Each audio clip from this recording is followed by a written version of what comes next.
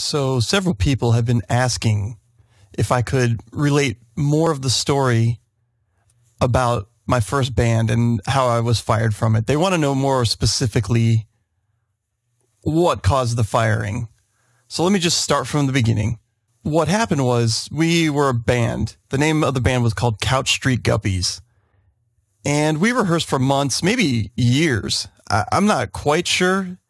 I know we wrote something like 30 songs. I have a whole cassette of just original songs that we had written in the time together. You know, they're not all that great, but it was definitely an exercise in songwriting and learning how to be in a band with other people. So anyway, we did this rehearsal for a few months, and then we went to play our very first gig.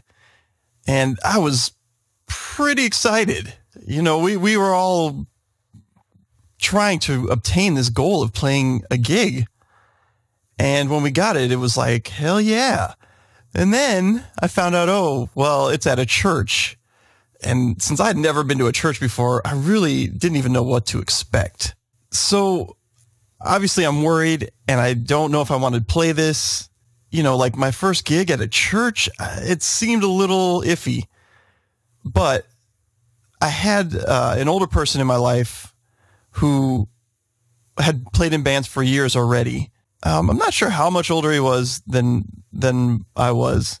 However, he had been playing in bands for a while. He'd been playing drums, and he still to this day does play in bands. But he had this saying that he used to say, and it was dive on the grenade.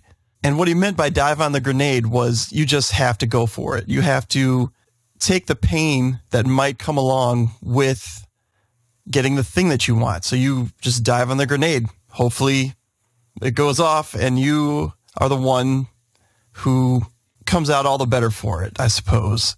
I never quite got the meaning of dive on the grenade. Like it didn't hit me until years later. Okay, he's saying go ahead and take a bullet for the thing that you want. And it's okay. It's you're going to have pain in your life. And if you want to get the things that you want, go for it. Because you don't know if that grenade's going to go off or not. You just dive on it and do the best that you can.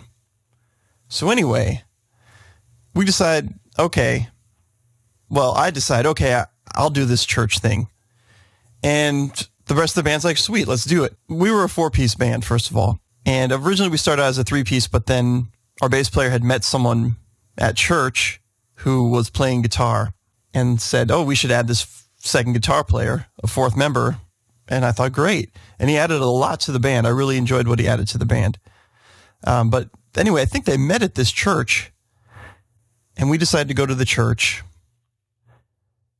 And when we got there, there was probably 100 people there, at least. And it's a little scary. You play your first gig in front of 100 people. So there was a lot of parents and older folks there that I didn't think would get what we were trying to do. I mean, we were essentially a grunge band in the 90s. This was early 90s, like 91, 92. But you know what? There was a couple friends in the audience. I know my good friend Adam, or AKA Dick Boots. You know, he's been in my life for a long time, and he came out. This was before he even played drums. And also the mentor, Mike, who told me about the diving on the grenade, came out. So it was nice to have a few people in the audience that I thought, okay, these guys might get it. Both those guys had also joined us. We did a studio EP, and both those guys came to the studio with us just for support, which was great. I'll have to talk about that some other time. You know, if that's a story you guys want to hear, just let me know. So we get there, we're getting ready to go on. There's a band that plays before us, and I'm getting nervous, but I'm also like really excited, and I can't wait to get up on stage. I have all this like nervous tension and energy and excitement. You know, maybe I was too excited. It kind of felt like a bomb was going to go off or something like that. So finally, when it happens that we go on, we start playing our original songs right after this, you know, high school cover band had been playing, and the songs that they were playing went over pretty well. I think they played like maybe a Smashing Pumpkins song and a Nirvana song. And we didn't really play covers. We were an original band. We had done a few covers in rehearsal, but nothing ever serious. just kind of things to make us gel together. And I think I maybe even have a recording of us doing like Nirvana Breed or something like that. But anyway, we start doing our originals and it is not going well. There's people in the audience who are obviously uncomfortable. And, we're starting to get some boos. We're starting to get people who obviously don't like it and they're letting us know. And eventually I just went off script. The energy and the frustration, I just decided, hey, I'm going to get out of this set list. If they want to hear a cover, and I got upset about it. I was like, oh yeah, you guys want to hear covers? Here, I'll play Plush for you by Stone Temple Pilots. And I broke into this version of Plush, which was something we kind of messed with in practice, but not really. And the band was like, oh God, what do we do? And they kind of tried to play along, and I sang it unpurposely bad. Like, kind of like, fuck you. We're playing what we want, except here, if you want this, fuck you. You can have it, but it's going to suck. Probably not the best idea on my part. And then I started swearing, I started like cussing out the audience and being like, you guys don't know what music is. Just totally narcissistic about it. At the time when you're young, you might think this audience doesn't get it. Fuck them. They're dumb. And, you say it, you don't realize that you're there to connect with the audience. So instead of trying to connect with the audience, you end up maybe alienating that audience. Again, probably not the best idea, but I was young and this was my first time on stage. And so to close things out, I just went ahead and smashed my guitar. I got pissed off at the whole thing, smashed my guitar. Old ladies were gasping and like, oh my gosh. And it was kind of a mess, right? And I could see the shock and awe on people's faces. And I think I ended the set with like, after I smashed the guitar, I said, "Hail Satan," and walked out. And, some of the people who were there that came for me were like, wow, I never expected to see something like that. So, the punk rock people, the people who knew what rock and roll was all about, they kind of got it. Or just maybe they were being nice about it. I don't know. But for the most part, it seemed like people were pissed. As good as it felt to play that show in front of people, I knew it didn't go well. And afterwards, I kept checking with the guys and they were like, oh yeah, it was cool. It was fun. And let's, keep doing it. But they didn't want to practice. And I kept trying to schedule a practice until finally the bass player called me and was like, hey, we've been rehearsing without you.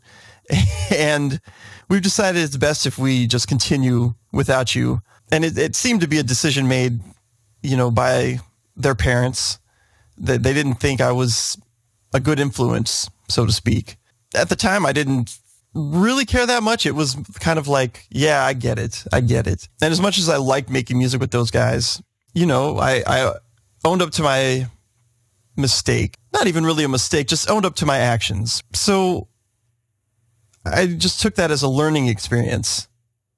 And it inspired me to go out and find new people for a band that would kind of get what I'm trying to do with music. And we would, maybe not play in a church next time, but play in a place that is looking for the type of music we have. So it taught me like a valuable lesson about knowing your audience and, finding that right audience to play in front of. And in the meantime, while I was looking, I was also still writing a lot. I'd write a lot of songs. I'd write a song a day, basically. And I would find like ways to record it. And, a few short years later, if it even was a year, I had a new band. And, we had a few growing pains, but all in all, that band became what was known as the Mystery Machine. And I still have a good relationship with everybody in that band.